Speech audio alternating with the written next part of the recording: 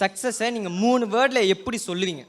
எதுக்கு இந்த காம்படிஷன் நான் கலந்துக்கணும் முதல்ல? இல்லை, ஏன்னா அப்துல் கலாம் ஐயா இது மாதிரி ஒரு கேள்வி கேட்டு என்ன இந்த காம்படிஷன் எதுக்கு?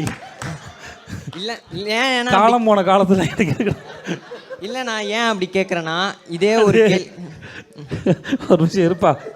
நைட்டு 12 மணிக்கு நான் ஏன்டா சுடுகாட்டுக்கு போன்ற மாதிரியே இருக்குடா தம்பி. இல்லைப்பா, ஹரிகரா தப்பாக நினச்சிக்காத ஹரிகரா.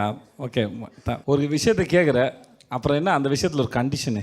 சக்ஸஸை 3 வாரத்தில் சொல்லுன்னா நான் என்னென்னு சொல்கிறது? கருவேப்பிலை, கொத்தமல்லி, தக்காளின்னு சொன்னால் ஓகேவா? அது அப்படி இல்லை. அதனால் அந்த எண்ணத்தில் அப்ரோச் பண்ணாதீங்க, அதுதான் சொல்லுறேன். இல்லை, நான் ஏன் அது மாதிரி கேட்டேன்னா சொல்லுங்கள். அப்துல் கலாம் ஐயா இன்டர்வியூ பார்த்தேன். இதே கேள்வியை அப்துல் கலாம் ஐயா கிட்ட அவங்க கேட்பாங்க. ஒரு சின்ன பொண்ணு தான். அப்துல் கலாம் ஐயா சொல்லுவாங்க, இப்போ நீங்கள் டக்குன்னு பதில் சொன்னீங்களா, அதுக்கு நான் கேட்டேன் நீங்கள் உங்கள் பதில் எப்படி இருக்கும்ன்ற எதிர்பார்த்தேன். சார், உங்களுக்கு அற்புதமாக பதில் அப்துல் கலாம் ஐயா சொல்லிட்டாரு, படித்தவன் சொல்லியிருக்காருல, அந்த அறிவை எடுத்து ப்ராக்டிஸ் பண்ண வேண்டியதானே? இல்லைண்ணா, அது வந்து ஓகே. இந்த பீச்சில் ஜோசியம் பார்ப்போம் தெரியுமா?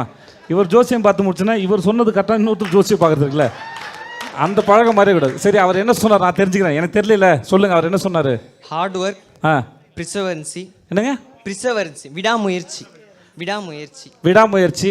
கடின உழைப்பு, விடாமுயற்சி, பஞ்சுவேஷன். அப்படின்னா டைமை நம்மளை நல்லா பார்த்துக்கணும்.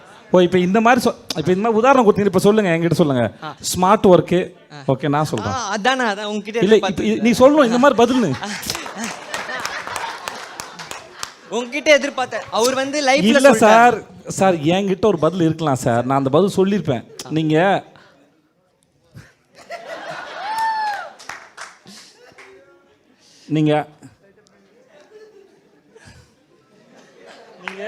அப்துல் கலாம் ஐயாவை மனசில் வச்சு கேட்டனால பதில் சொல்ல முடியாமல் போயிடுச்சு.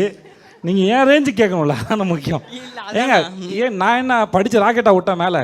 இல்லைண்ணா, முதல்ல ஸ்மார்ட் ஒர்க்கு. அப்புறம் இந்த ஸ்மார்ட்டாக ஒர்க் பண்ணுறங்கிற பெருமை இல்லாமல் இருக்கிறது. ஸ்மார்ட்டாக ஒர்க் பண்ணுறதில்ல, ஒர்க் பண்ண ஒரு பெருமை வரும். அது இல்லாமல் இருந்துட்டு எந்த ஒரு ஒர்க்கை பண்ணிகிட்டு இருக்கும்போது அது ஒரு நிலை எட்டும்.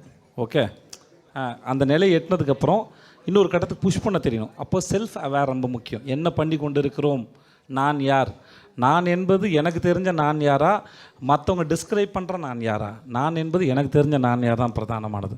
ஸோ நான் யாரும் தெரிஞ்சுக்கிட்டே இருக்கிற மாதிரி செல்ஃப் அவேர் நல்லது. இல்லாட்டி சும்மா சொல்லுங்க, இந்த நல்ல நடிகன்னு சொல்லிடுவாங்க, கேமராம்னா நிற்கும் போது தான் எனக்கு கால் நடுக்குது, எனக்கு தான் தெரியும். பேஸ்மெண்ட் வீக்காக இருக்கிறதையும் பில்டிங் ஸ்ட்ராங்காக இருக்குது எனக்கு மட்டும் தான் தெரியும். ஸோ நான் யார் என்று தெரிந்து கொள்வது, ஸ்மார்ட்டாக வேலை செய்வது, அப்புறம் காலத்தோடு ஒத்துப்போகுது. காலம் எந்த நிலையில் இருக்குது, நான் இங்கே தான் இருப்பேன், காலம் இங்கே வரணும்னா அது கம்னாட்டி போன்னு சொல்லிட்டு போயிடும். அது அதனால் நம்ம காலத்தை கூட ஒத்து போகணும். ஸோ இது 3 இருக்கலாம். உங்களுக்கு பெரிய ஒரு மேட்ச் பண்ணி பதில் சொல்லிட்டேன்னா அடுத்த முறை நீங்கள் முன்னாடி சொல்லிடுங்க, ஐன்ஸ்டீனை பார்த்துட்டு வந்தேன்னு சொல்லுங்கள், எதையாவது சொல்லுங்கள், மற்றவங்க மைக்க கொடுங்க. ஹரிகரன் சீரியஸாக எடுத்துக்காத. Okay, fun. நீ இன்னும் போகலையா? ஹரிகரா, உன் மனசு இருக்க கேள்விக்கு நீ தாண்டா பதில் தேடணும். ஊரில் போகிறவன்கிட்ட கேட்காதரா, நீ தாண்டா பதில உள்ள தேடுறா, வெளியே தேடாதரா. உள்ள தாண்டா. இப்போ தாண்டா சொன்னேன் செல்ஃப் அவேர், நீ உள்ள தேடுறா. அது கேள்வி கேட்டு எனக்கு டெஸ்ட் வைக்காத. திடீர்னு முருக பெருமானை போல் எனக்கு டெஸ்ட் வைக்க, என்ன சோதிக்காத முருகா, உட்காரு.